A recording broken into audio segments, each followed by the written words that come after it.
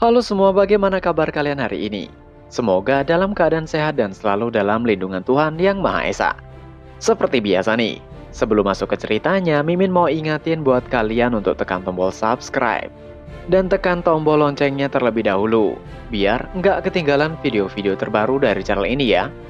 Selagi nonton, bisa kalian sempatkan tekan tombol like dan tinggalkan komen kalian di bawah, biar makin rame video kita yang satu ini.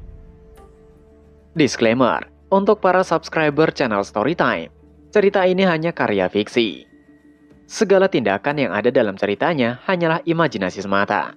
Kami tegaskan bahwa video ini tidak bermaksud mendorong atau mempromosikan tindakan kekerasan dan tindakan berbahaya apapun. Dimohon untuk kalian dapat memahaminya dengan baik. Tanpa menunda dan banyak basa-basi, langsung masuk ke ceritanya. Cerita kita lanjutkan. Di pembahasan terakhir, Chunmyung dimintai bantuan oleh Tangguna. Awalnya Chunmyung menolak, tapi dia kemudian mengatakan bahwa ia akan memberikan hadiah. Yang harus Tangguna lakukan hanyalah persiapkan saja, seperti rencana awal. Ia akan melakukan keahliannya. Pagi berikutnya, terlihat Chunmyung tengah makan dengan rakus. Dia melahap semua makanan yang tersedia di piring di meja. Baekjun yang heran menanyakan, apakah Chunmyung benar-benar memakan semuanya setelah bangun tidur? Sembari mengunyah dan juga meletakkan piring bekas, Chunmyung menimpali. Tentu saja, jika ada makanan tentu harus dimakan. Baekjun pucat menanyakan, apakah Chunmyung kerasukan setan makanan sampai-sampai segitunya? Bukankah Chunmyung akan ada duel di siang hari ini? Untuk apa Chunmyung memakan begitu banyak? Chunmyung masih terus mengunyah meminta untuk tidak perlu khawatir. Di meja hanya ada piring kosong. Chunmyung benar-benar tidak menyisakan untuk para sayungnya. Saat itu tiba-tiba seorang pelayan datang dengan khawatir membawakan sepiring hidangan berikutnya. Chunmyung segera antusias. Itu adalah hidangan yang ia nantikan. Chunmyung mulai menuangkan minuman enak untuk menghilangkan rasa sebelumnya dan melahap makanan tersebut. Chunmyung benar-benar bahagia.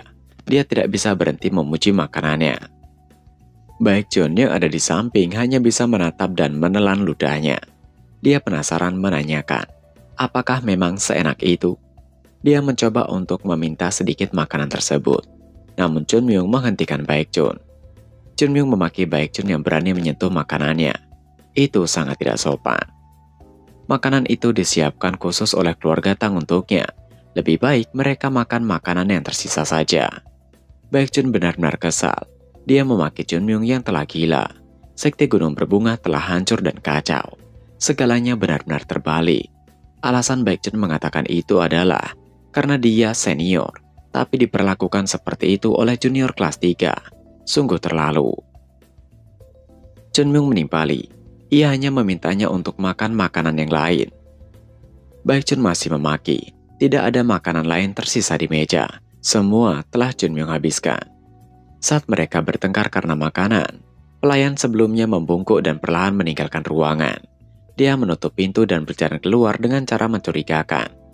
Saat dirasa cukup jauh dari sana, pelayan tersebut yang tangannya terlihat hitam karena racun, mengeluarkan 2 botol kecil berwarna berbeda dari lengan bajunya. Tanpa mengatakan sepatah kata pun, dia segera membuangnya ke dalam selokan. Berpindah di halaman latihan keluarga Tang. Berita bahwa naga ilahi Gunung Berbunga dan Tang Hak akan bertanding telah menyebar dengan cepat ke seluruh keluarga Tang. Orang-orang segera membicarakan hal tersebut. Ada yang tidak percaya Tang Hak akan bertanding melawan Chunmyung, dan ada juga yang meragukan level Tang Hak. Apakah Tang Hak sudah di level yang bisa melawan Chunmyung? Namun ada juga yang begitu yakin.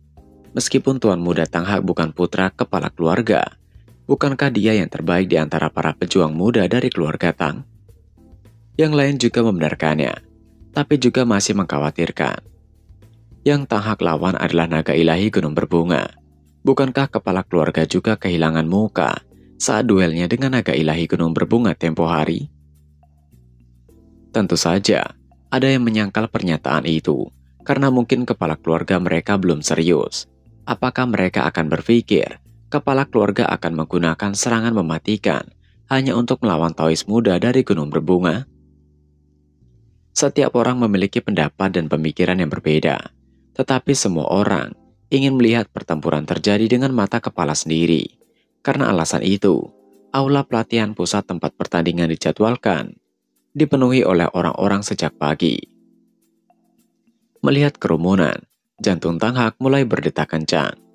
Tang Hak menarik nafas dalam-dalam. Dia menenangkan dadanya yang berdebar kencang dan mengepalkan tinjunya. Saat itu, seseorang mendekatinya mengatakan untuk tidak perlu gugup. Tang Hak menoleh dan melihat. Itu adalah kakeknya, tetua keluarga Tang, Tang Wei. Dia berjalan mendekat ke arahnya. Tang Hak sedikit membungkuk dan menyapa. Tang Wei mengatakan, jika semuanya berjalan lancar, maka Tang Hak akan menjadi penerus kepala keluarga. Dan posisi kepala keluarga akan menjadi milik Tang Hak. Apakah Tang Hak percaya diri? Tang Hak terdiam sejenak yang kemudian mengatakan, ia tidak mengabaikan latihannya, tapi lawannya adalah naga ilahi gunung berbunga. Dia dikenal sebagai seorang yang ahli. Sejujurnya, ia bahkan tidak yakin bisa menang. Tang Wei mencibir cucunya itu dan mengatakan, Tang Hak benar-benar yang tidak berguna. Apakah maksud Tang Hak mengatakan bahwa Tang Hak takut pada seorang anak yang 10 tahun lebih muda darinya? Tang Wei menyipitkan matanya mengatakan, tidak ada yang perlu dikhawatirkan. Apakah Tang Hak pikir ia akan mengirim cucu satu-satunya untuk binasa? Dia menatap Chun Myung yang duduk di kursi dengan perut kenyangnya mengatakan, naga ilahi gunung berbunga hanyalah ayam sakit. Jadi jangan buang-buang waktu dan habisi dia. Dan jangan biarkan dia hidup. Tatapan Tang Wei pada Tang Hak penuh dengan tekanan. Tang Hak tahu apa artinya dan perlahan menganggukkan kepalanya. Akhirnya, bibirnya juga berubah menjadi senyuman yang kejam ketika mengatakan, ia akan memastikan melakukannya. Ia pastikan bocah itu tidak akan membuka mulutnya lagi. Kedua orang itu saling memandang dengan senyuman jahat. Tang Wei telah mendapatkan laporan dari bawahannya yang menerinci bahwa Chun Myung telah meminum poison telah sampai padanya beberapa waktu yang lalu. Itu adalah poison Thousand Year, adalah salah satu poison khusus yang digunakan dalam keluarga Tang. Karakteristiknya cukup unik. Jika keduanya tidak digunakan bersama, mereka tidak akan bertindak sebagai poison. Itu adalah cairan dan bubuk sederhana ketika dikonsumsi secara terpisah. Namun ketika keduanya bertemu di perut, mereka bercampur dan menjadi poison. Dan orang yang benar-benar meminumnya, pikirannya menjadi kabur seolah-olah mereka tengah oleng. Dan mereka menjadi tidak mampu meningkatkan chi internal mereka.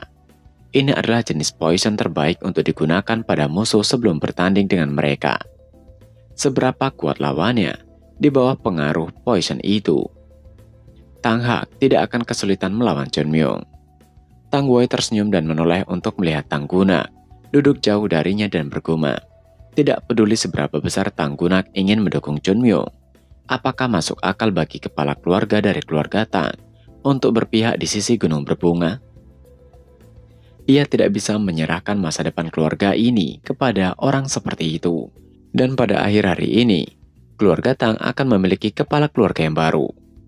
Tang Wei mengatakan pada Tang Hak bahwa mereka tidak boleh kehilangan momentum itu.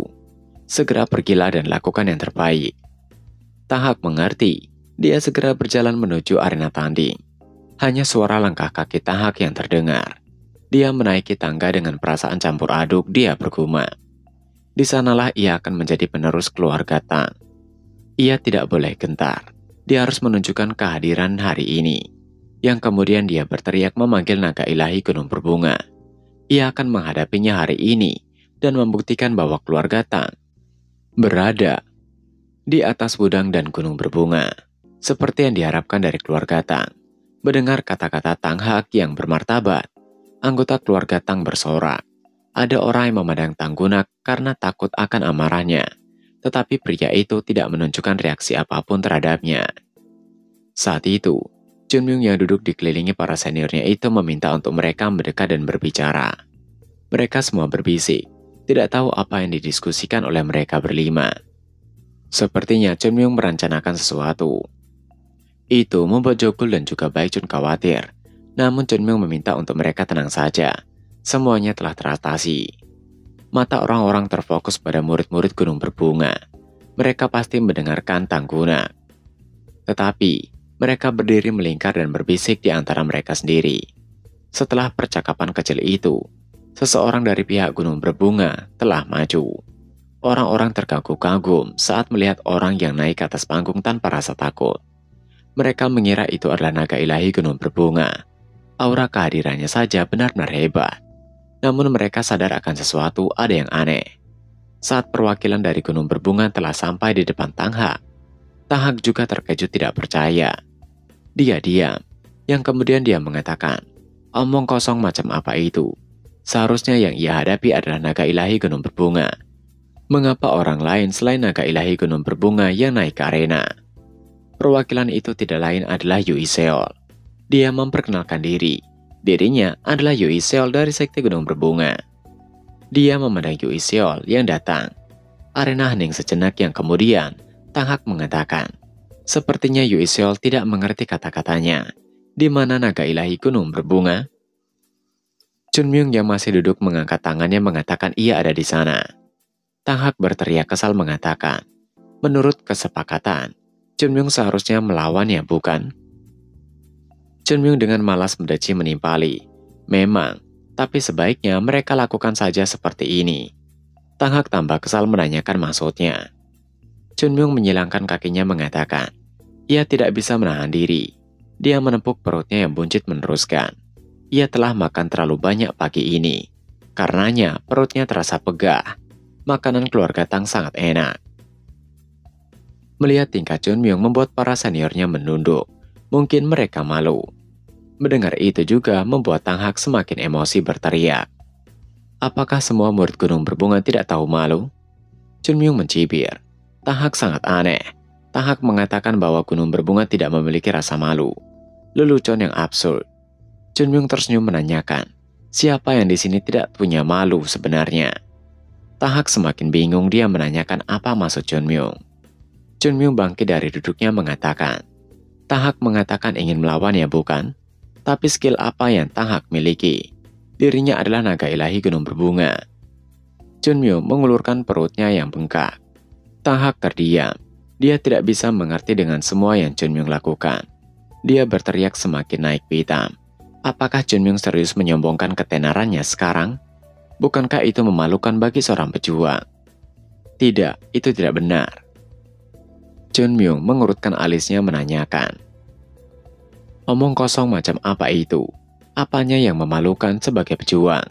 Apakah maksud Tang Hak adalah mereka tidak masalah diperlakukan seperti keluarga tidak dikenal, dikelilingi oleh sekte besar dan jauh dari 4 keluarga lainnya? Apakah itu cara keluarga Tang hidup? Tang Hak terdiam, tidak bisa mengatakan apapun. Chun Myung melanjutkan, apakah Tang Hak pikir ia mendapatkan gelar naga ilahi Gunung Berbunga karena hoki atau semacamnya? Apakah Tang Hak tahu bagaimana ia mendapatkan gelar itu? Ia bekerja keras, menebas pedang dan berlari seperti dogi yang menyeret kakinya. Dan sekarang Tang Hak ingin berduel dengannya, bahkan dengan seorang yang namanya tidak pernah ia dengar. Apakah Tang Hak pikir bisa menumpang ketenaran darinya? Jangan bermimpi, jangan buang-buang waktu. Bahkan pertandingan membutuhkan kualifikasi minimum. Tang Hak bukan siapa-siapa, beraninya meminta duel dengannya. Tang Hak yang tidak bisa membuat alasan saat mendengar itu terdiam. Saat itu, Chun Myung menurunkan nada suaranya meneruskan. Namun jangan khawatir, dirinya adalah orang yang sangat dermawan. Jika Tang Hak bisa melawan Yui Seol dan menang, dirinya akan maju melawan Tang Hak. Sebenarnya ia malas, sangat malas. Jadi, tatapan Chun Myung menajam ketika mengatakan, jika Tang Hak mengalahkan sagonya, maka ia akan anggap dirinya juga kalah. Dia menanyakan bagaimana dengan kondisi itu. Wajah Tang Hak membiru. Dia terdiam menatap Yui Seol. Dengan tangan gemetar dia menunjuk Yui Seol mengatakan, apakah Chun Myung ingin dirinya melawan seorang wanita? Dirinya adalah tuan muda dari keluarga Tang. Chun Myung benar-benar tidak memiliki rasa malu. Saat itu, mata Yui Seol menajam. Dia tiba-tiba bergerak bagai kilat melewati Tang Hak. Saat itu, Tang Hak menyadari lengan bajunya robek. Yui Seol mengatakan, jika telah selesai dengan bacotannya, segera bertarung. keluarga Tang memang kuat tapi tidak berkelas. Tang Hak tidak bisa menahan amarahnya, dan wajahnya bergetar. Dia melirik Yue Xiao mengatakan, apakah Yue Xiao pikir bisa meremehkannya? Yang lebih mengecewakan adalah kenyataan bahwa dia tidak bisa menyangkal kata-kata mereka. Dia bukan pria tanpa nama, tetapi ketenarannya baru saja menyebar ke seluruh tanah keluarga Tang. Itu tidak bisa dibandingkan dengan naga ilahi gunung berbunga, yang merupakan nama yang sekarang bergema di dunia. Tang Hak saat itu melompat menjaga jarak dari Yue Xiao, yang kemudian dia berhenti dan memanggil Tang Gunak.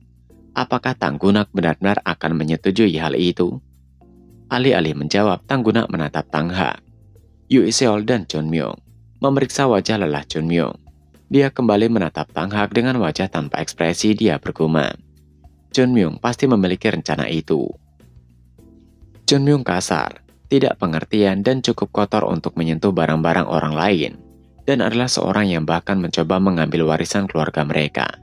Tetap saja dia bukan seorang yang memilih pertarungan yang dia sudah tahu akan kalah.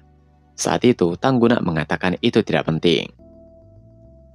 Tang Hak mencoba mengkonfirmasi, apakah Tang Gunak mengatakan bahwa jika wanita itu kalah, Tang Gunak akan membiarkannya menjadi penerus? Tang Gunak menjawab singkat, itu benar. Tang Hak tersentak mendengar kata-kata itu. Tidak dapat menemukan jalan keluar. Dia menoleh ke arah Tang Wei. Tang Wei yang mendapatkan tatapan dari Tang Hak mulai bergumam kesal. Jika cucunya memandangnya di depan begitu banyak orang, tidakkah mereka tahu bahwa dialah yang berada di balik semua ini? Meski kebanyakan dari mereka mungkin sudah tahu, tapi itu berbeda dari menebak dan mengetahuinya secara pasti, karena banyak orang tidak memiliki otak untuk mengetahuinya. Tang Wei menatap Chun Myung. Dia meneruskan gumamannya. Apakah Chun Myung tadi mengatakan sakit perut karena banyak makan? Apakah masuk akal bahwa orang dengan nama naga ilahi gunung berbunga akan sakit perut karena terlalu banyak makan? Apakah dia benar-benar seorang master? Atau apakah Chun Myung telah menyadari keberadaan poison yang ada dalam makanannya? Namun itu tidak mungkin. Chun Myung hanya merasakan ada yang salah dengan tubuhnya karena insting. Jadi, Chun Myung mengirim wanita itu sebagai gantinya. Tang Wei masih mencibir bahwa Chun Myung menyedihkan. Jika kau akan kalah, maka setidaknya pilih kekalahan dengan terhormat. Chun Myung mungkin berpikir jika dia kalah, setidaknya gunung berbunga masih bisa diselamatkan. Ia gagal menghabisinya, tapi masih ada banyak cara di masa depan. Tatapannya pindah pada Tang Gunak ketika meneruskan. Sekarang Tang Gunak telah menyetujuinya, maka ia akan mengikuti permainannya dan mengambil keuntungan di saat waktunya tiba. Tang Wei menatap Tang Hak dan sedikit kedipan. Tang Hak mengerti dan dia telah siap untuk bertarung. Dan chapter pun berakhir. Nah, itu tadi adalah pembahasan manhwa Kembalinya Sekte Gunung Berbunga part ke-83. Seperti biasa sebelum mengakhiri video ini, Mimin ingatkan untuk kalian bahagia dan sehat selalu. Terima kasih sudah menonton video ini. Dan sampai jumpa lagi di video selanjutnya. Jana.